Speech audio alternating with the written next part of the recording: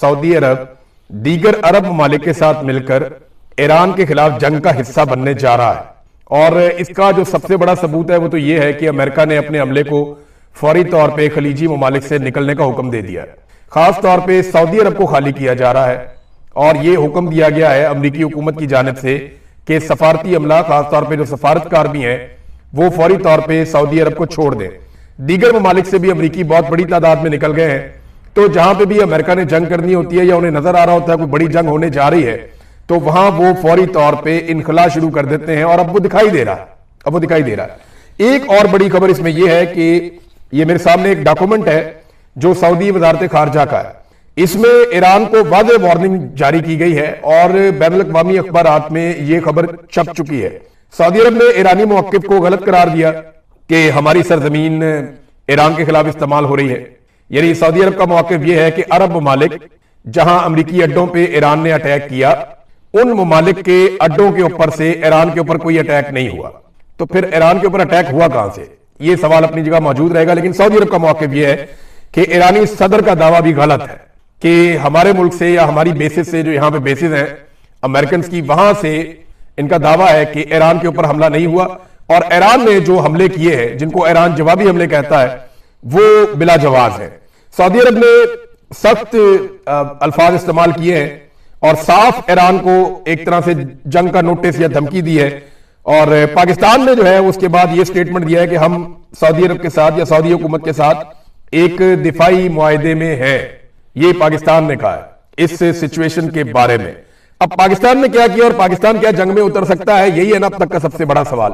तो सबसे पहले तो आप ये देख लें कि प्रोफेसर जियांग, जिनके बहुत सारे इंकशाफात या बहुत सारी उनकी पेशन गोइयां वो बिल्कुल दुरुस्त साबित हो रही हैं, ये चाइनीज प्रोफेसर हैं। प्रोफेसर जियांग ये कहते हैं कि अगर जंग बढ़ी तो पाकिस्तान का बड़ा अहम किरदार इसमें हो जाएगा। अब पाकिस्तान एक दिलचस्प सूरत हाल में है, क्योंकि 12 रोजा जंग के दौरान पाकिस्तान ने ईरान की हिमायत का इजहार किया था, लेकिन चंद माह बाद पाकिस्तान ने सऊदी अरब के साथ एक बाहमी दिफाई मुआहदा कर लिया। ये जो 12 रोजा जंग थी, ये पिछली थी जो जून 2025 में हुई थी। उस जंग के बाद पाकिस्तान ने सऊदी अरब के साथ एक दिफाई मुआहदा कर लिया था, जिसका मतलब यह है कि अगर सऊदी अरब पर हमला हुआ तो पाकिस्तान उसके दिफा के लिए सामने आएगा। प्रोफेसर जियांग के मुताबिक अगर इसराइल सऊदी अरब के खिलाफ मजीद फॉल्स फ्लैग कार्रवाइयां करने में कामयाब हो जाता है और सऊदी अरब ईरान के खिलाफ जंग का ऐलान कर देता है, तो इस मुआहदे के तहत पाकिस्तान को भी ईरान के खिलाफ जंग में शामिल होना पड़ सकता है। उन्होंने कहा कि यह इम्कान भी हो सकता है कि अमेरिका ईरान के खिलाफ जमीनी रास्ता जब इस्तेमाल करे तो पाकिस्तान के जमीनी रास्ते से वो लड़ाई शुरू कर दे, क्योंकि ईरान का जनूब मशरकी इलाका निस्बतन ज्यादा कमजोर समझा जाता है, जबकि शुमाल मगरबी हिस्सा ईरान का जो है वो मजबूत है। यानी जो ईरान का एरिया तुर्की के साथ या इराक के साथ लगता है, वहां पे मादी में बहुत लड़ाइयां भी उन्होंने लड़ी हैं, तो उन्होंने अपना सारा जो मिलिट्री इंफ्रास्ट्रक्चर है वो वहां पे डेवलप किया है। यहां पे उन्होंने नहीं किया।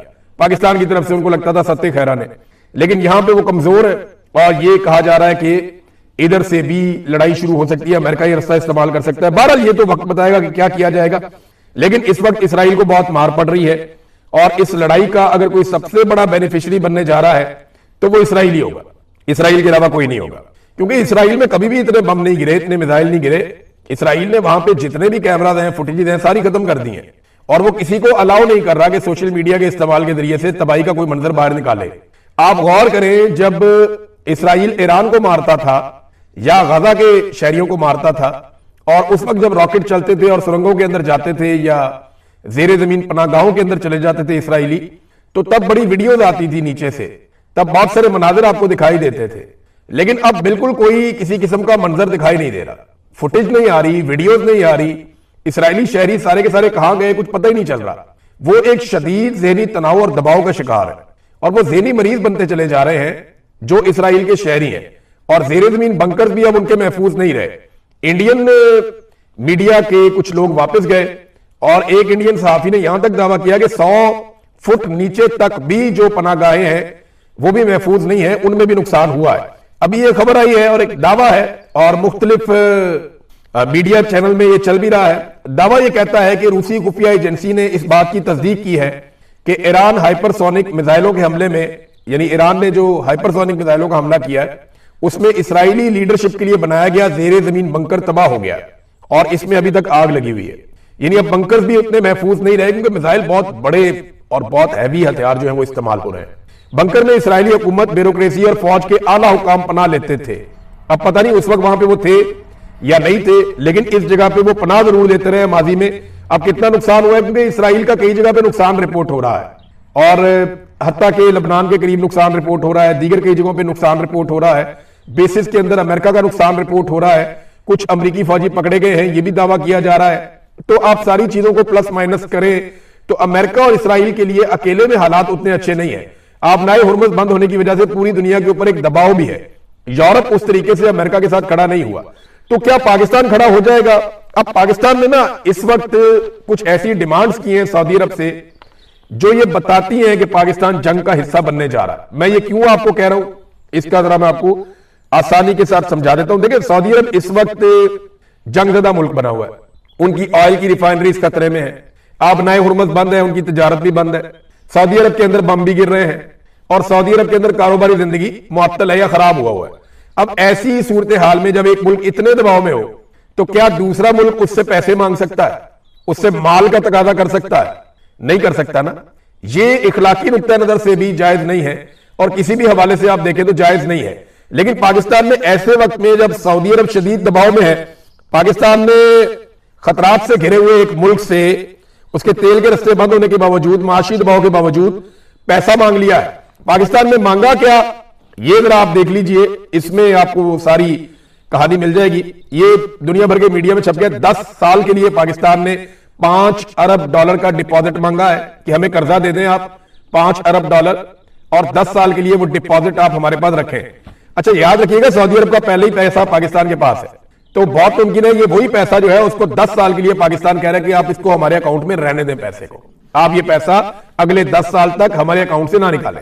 8 चीजें मांगी है पाकिस्तान ने सऊदी अरब से, जो 2 बड़ी चीजें मैं आपको बता देता हूं। नंबर 1 तो ये है कि 10 साल के लिए $5 अरब आप हमारे कौमी खजाने में जमा रहने दें।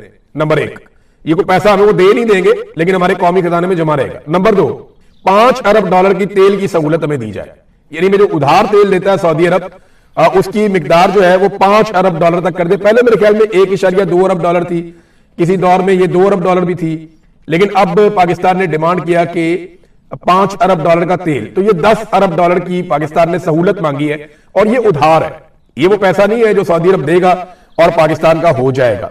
ये एक उधार पैसा है जो पाकिस्तान मांग रहा है। देखिए, पाकिस्तान ने करना क्या है, क्या लड़ाई में वाकई उतर जाना है? पूरे पाकिस्तान में लोग एक ही सवाल पूछ रहे हैं ना, पाकिस्तान के पास रास्ता ही कोई नहीं है। आप गौर करें ना, पाकिस्तान एक ऐसे दोराहे पे खड़ा है जहां एक तरफ आर्जी फायदे हैं और एक तरफ मुस्तकिल खतरात हैं। यानी आर्जी फायदा आप ये उठा सकते हैं कि थोड़ा पैसा वैसा ले लें, अपनी इकोनॉमी को स्टेबल कर दें, सऊदी अरब के साथ खड़े हो जाएं, और मुस्तकिल खतरात ये है कि फिर आपका एक पूरा बॉर्डर और वुल्नरेबल हो जाएगा। आपने इंडिया के बॉर्डर के साथ कभी नॉर्मलाइजेशन नहीं होने दी, ना इंडिया ने होने दी। अब अफगानिस्तान के साथ भी आपका वही पंगा है, रोजाना लड़ाई हो रही है। अब ईरान के साथ भी अगर आप ये करेंगे तो पाकिस्तान का कोई एक बॉर्डर भी महफूज नहीं रहेगा। सिर्फ चाइना का छोटा सा बॉर्डर है, और वो महफूज होने की वजह यह है कि हमने उनके पैसे देने। अगर हमने उनके पैसे ना देने हो, वो भी एक दिन आएगा, चाइना कहेगा गवादर हमारे हवाले करो भाई, जो पैसा तुमने लिया हुआ है, इतनी बड़ी अमाउंट आपने $60 अरब के आप चाइना से कर्जे ले रहे थे डेवलपमेंट के नाम पे, अब वो पैसा वापस तो करना है। अगर आप पैसा वापस नहीं करेंगे तो क्या देंगे उन्हें? वो मुझे पता है कि क्या आपको देना पड़ेगा। गवादर जाके देखें चाइना ने कैसा बना दिया और उसको किस तरीके से उन्होंने डिजाइन किया है।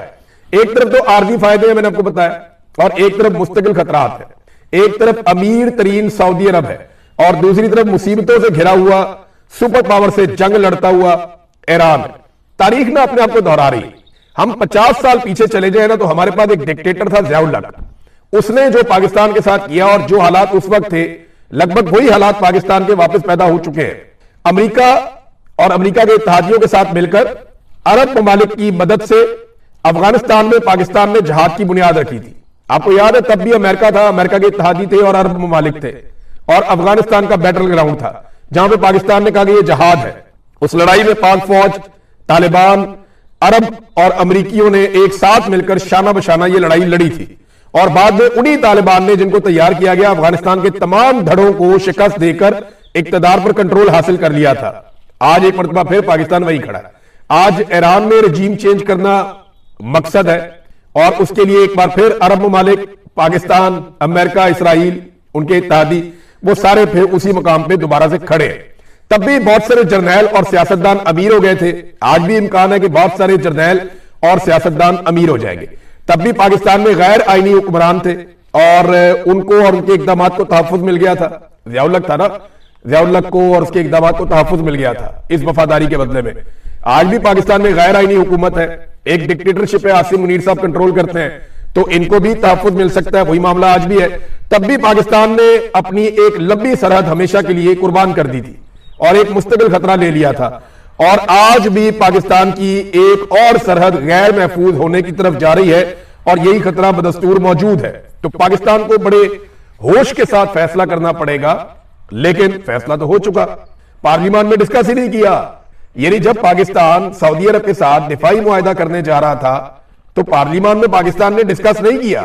पार्लियामेंट में डिस्कस करते तो यह शर्त रखी जाती कि अगर सऊदी अरब किसी हमारे दोस्त हमसाया मुसलमान ब्रादर इस्लामी मुल्क से लड़ेगा तो हम इस लड़ाई का हिस्सा नहीं बनेंगे, अगर किसी दुश्मन से लड़ेगा तो लड़ाई का हिस्सा बनेंगे। को कंडीशन रखी जा सकती थी ना, लेकिन कंडीशन रखी नहीं गई। यह कहा गया कि सऊदी अरब पर हमला, पाकिस्तान पर हमला, और पाकिस्तान पर हमला क्या सऊदी अरब पर हमला होगा या नहीं होगा, इस सवाल का जवाब अभी तक हमारे पास नहीं है। हाँ, लेकिन एक बात है, अब इसको ना हमारे मौलवी, ये जो दरबारी मौलवी हैं पाकिस्तान के अंदर बेशुमार, ये इसको मक्का और मदीना की हिफाजत करार देंगे। वो कहेंगे जनाब कि हम तो हरम की हिफाजत के लिए जा रहे हैं, एक हूं मुस्लिम हरम की पासबानी के लिए, नील के साहिल से लेकर ता बका के काशगर। ऐसे ऐसे शेर आपको मौलवियों ने सुनाने ना, ऐसा ऐसा आपको जज्बाती करना है ना कि जैसे मक्का और मदीना को खतरा इसराइल से नहीं है, ईरान से है। अब ये मौलवी आपको ये कहानियां सुनाएंगे और आपको लड़ाई की तरफ रागिब करेंगे अगर ये माहौल बन गया तो। मैं कंडीशन अभी भी रख रहा हूं, मुझे अभी भी पता नहीं क्यों उम्मीद है कि शायद कोई होश के नाखून ले और इस लड़ाई से पाकिस्तान को बचाया जाए, लेकिन बज़ाहिर चीजें उसी तरफ जाती हुई दिखाई दे रही है। जिस तरह पाकिस्तान ने 10 अरब डॉलर की फैसिलिटीज मांगी है ना, उधार मांगा कि 5 अरब डॉलर तो उधार दे दो, हमारे अकाउंटों में आप रख दें 10 साल के लिए। कुछ और चीजें भी मांगी हैं, IMF के वाले से भी मदद मांगी है, और साथ में 5 अरब डॉलर का उधार तेल भी आप हमें दे दें, फैसिलिटेट कर दें। जिस तरह पाकिस्तान ने मांगा है, इससे तो ये लगता है कि पाकिस्तान एक सौदेबाजी कर रहा है। अब मक्का और मदीना तो कोई खतरे में है नहीं, और ईरान से तो मक्का और मदीना को खतरा होना नहीं चाहिए, मुसलमान तो सारे उसकी हिफाजत के लिए हैं। लेकिन मुझे ऐसा लगता है, और कुछ सोर्सेज ये कहते हैं कि कुछ ना कुछ ऐसा होने वाला है अरब ममालिक में जिसके बाद इस लड़ाई का जवाब बन जाएगा। ये मैं आपको फिर बता देता हूं कि आने वाले दिनों में कुछ ना कुछ ऐसा होगा अरब ममालिक में जिसके बाद लड़ाई का जवाब पैदा कर दिया जाएगा, या लड़ाई का जवाब बन जाएगा। पाकिस्तान की पॉलिसी जो है ना, वो बड़ी प्रो इसराइल है। मैं ये देख रहा हूं कि पाकिस्तान वो सारी चीजें कर रहा है जिससे इसराइल को फायदा हो रहा है। बोर्ड ऑफ पीस के अंदर जाना, अमेरिका को दरखास्त करना कि हम अपनी फौज भेजना चाहते हैं गाजा में, फिर सऊदी अरब के साथ एक दिफाई इत्तेहाद में जाना, फिर इसराइल और अमेरिका की मजम्मत नाम लिए बगैर करना, उनका यानी नाम भी ना लेना, उनकी मजम्मत भी ना करना, फिर ईरान की मजम्मत करना कि वो अमरीकी अड्डों पर अटैक क्यों कर रहा है। ये सारी चीजें ना इसराइल को बहुत फायदा दे रही है, और अगर पाकिस्तान इस लड़ाई में उतर जाएगा तो इसराइल और पाकिस्तान जब शाना बशाना लड़ेंगे तो ईरान के लिए बहुत मुश्किल हो सकता है। अगर तो वाकई ये सिचुएशन बन जाती है तो ईरान जो है ना, वो बार बार यही कह रहा है कि पड़ोसी अरब ममालिक की सरजमीन हम पर हमलों के लिए बदस्तूर इस्तेमाल हो रही है। पाकिस्तान में ना एक और बड़ी खौफनाक कार्रवाई डाली जा रही है। कुछ नए अकाउंट्स बने हैं पाकिस्तान में सोशल मीडिया पे, ये जरा आपने गौर करना है और आपने देखना है, क्योंकि जो हमारे दोस्त एनालिसिस करते हैं उन्होंने ये रिपोर्टें बना ली है। मेरी टीम ने भी मुझे आगाह किया है कि बहुत सारे सोशल मीडिया पे नए अकाउंट्स बने हैं और ये शिया सुन्नी फसाद पाकिस्तान में फैलाने की कोशिश कर रहे हैं, और ये गुज़िश्ता चंद दिनों के अंदर सामने आए हैं, और ये दर्जनों की तादाद में एक एक अकाउंट ट्वीट्स कर रहा है और शिया सुन्नी फसाद पाकिस्तान में फैलाना चाह रहा है। देखिए, एक बात बड़ी क्लियर है कि पाकिस्तान में जो अहले तशी बरादरी है, हमारे भाई हैं, वो ईरान के साथ उनकी एक थोड़ी सी वाबस्तगी है और एक अकीदत है। लेकिन अभी जिस तरह से ईरान ने ये लड़ाई लड़ी है, या इससे पहले पिछले साल जून में लड़ी थी 12 दिन की, या इसके अलावा ईरान ने जिस तरह फलस्तीनी या फलस्तीनियों के कौज के लिए आवाज उठाई है पूरे मुस्लिम उम्मा से बढ़ के, तो जो अहले सुन्नत पाकिस्तानी है उन सबके दिलों में बड़ी कदर बढ़ गई है ईरान की, और बहुत ज्यादा एक भाईचारा और इत्तेहाद की फिजा बनी है पाकिस्तान में पहली मर्तबा। अब इस फिजा को तोड़ने की कोशिश की जा रही है अपने मजमूम मकासद के लिए। तो मेरी आप सबसे गुजारिश है, ऐसे अकाउंट्स को फौरन ब्लॉक करें, इनको रिपोर्ट करें, और इसके अलावा 2-4 बड़े अकाउंट्स भी हैं, वो भी यही कार्रवाइयां डाल रहे हैं, बारीक वारदातें। तो आपने शिया सुन्नी फसाद से और फिरका वारियत से पाकिस्तानियों बचना है, आपने इसका हिस्सा नहीं बनना। जब दुश्मन बम मारता है तो वो ये नहीं देखता कि ये शिया या सुन्नी है, जब वो आपके ऊपर अटैक करता है, जब गुर्बत आती है तो वो ये नहीं देखती कि ये शिया या सुन्नी है, जब कोरोना वायरस आया था तो वो ऐसा नहीं करता था कि मैं शिया को लगूंगा और सुन्नी को नहीं लगूंगा। ये बात ध्यान में रखना कि हम सब मुसलमान हैं, भाई भाई हैं, हमारा एक वतन है, हमें आपस में अपना इत्तेहाद और इत्तेफाक कायम रखना है। ये हमें तकसीम करने की कोशिश करेंगे और वजह क्या है? पैसा। वजह क्या है? मफाद। वजह क्या है? पाकिस्तान को एक नई जंग के अंदर झोंक देना। पाकिस्तान तहरीक इंसाफ ने इस मुजम्मत को कंडीशनल कर दिया। पाकिस्तान तहरीक इंसाफ ने कहा जी ठीक है, ये जो अरब ममालिक के ऊपर अटैक हो रहे हैं ये भी गलत है, और जो अटैक ईरान के ऊपर हो रहे हैं वो भी गलत है। उन्होंने कहा दोनों चीजें एक दूसरे से जुड़ी हुई है, एक दूसरे से वो वाबस्ता है, लिहाजा आप ये नहीं कर सकते कि एक चीज को आप गलत कहें और दूसरी चीज को आप गलत ना कहें। तो नेतन्याहू के बारे में मैं आपको बता रहा था कि उसके बारे में पाकिस्तान के जज्बात खासे नरम हो गए और नेतन्याहू को पाकिस्तानी टीवी चैनल्स में दिखाया जाता है, नेतन्याहू के बयानात पाकिस्तानी टीवी चैनल के ऊपर चलाए जाते हैं, नेतन्याहू के लोगों के साथ शहबाज शरीफ साहब जाकर मिलते हैं और कमाल शहबाज शरीफ साहब ने दिल बड़ा किया और जबरदस्त ताल्लुकात इसराइल के साथ या इसराइल के हमायतियों के साथ इन्होंने इस्तवार किए, कमाल तरीके से किए। और जो एस्टेब्लिशमेंट की एक बड़ी पुरानी ख्वाहिश थी वो ख्वाहिश भी पूरी हुई है। अमेरिका के सदर डोनाल्ड ट्रंप की एक ख्वाहिश थी, वो हमेशा से इसराइल को एक महफूज मुल्क देखना चाहते हैं, एक मजबूत मुल्क देखना चाहते हैं। वो देखना चाहते हैं कि तमाम ताकतवर इस्लामी ममालिक इसराइल के साथ अच्छे ताल्लुकात बनाएं और डोनाल्ड ट्रंप को उसमें खासी कामयाबी हासिल हुई है। डोनाल्ड ट्रंप ने साबित किया कि उससे बेहतर दोस्त कोई भी इसराइल का दुनिया में नहीं हो सकता। तो नेतन्याहू के खिलाफ बात कर रहे थे इकबाल अफरीदी साहब कौमी असम्बली में, मुबैना तौर पे ये सारे सोशल मीडिया पे लान तान हो रही है, तो इन्होंने जनाब बंद कर दी बात, आवाज ही बंद कर दी। अब आप नेतन्याहू के खिलाफ भी नहीं बोल सकते। कैसा कौमी असम्बली में नेतन्याहू के खिलाफ भी नहीं बोल सकते, ये हालात है।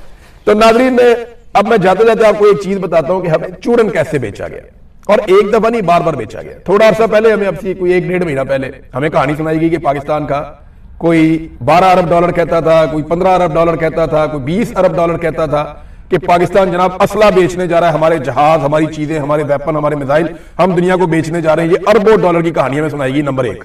नंबर 2, फिर दोबारा से हमें एक और चूरन बेचा गया, जनाब मादनियात इतनी निकल आई है कि मट्टी बेच के अरबों डॉलर कमा लेंगे, 16 अरब डॉलर इधर से आ जाएगा, 250 अरब डॉलर की वो वाली मादनियात पड़ी है, 300 अरब डॉलर की वो वाली मादनियात पड़ी है। हमें कहानियां सुना सुना के इन्होंने मादनियात की कौम को एक और चूरन बेचा। फिर इन्होंने कहा जी ग्रीन इनिशिएटिव हम लेने जा रहे हैं, कोई 15 अरब डॉलर इससे भी आने वाला है, तो हम तो बड़ा पैसा कमाएंगे।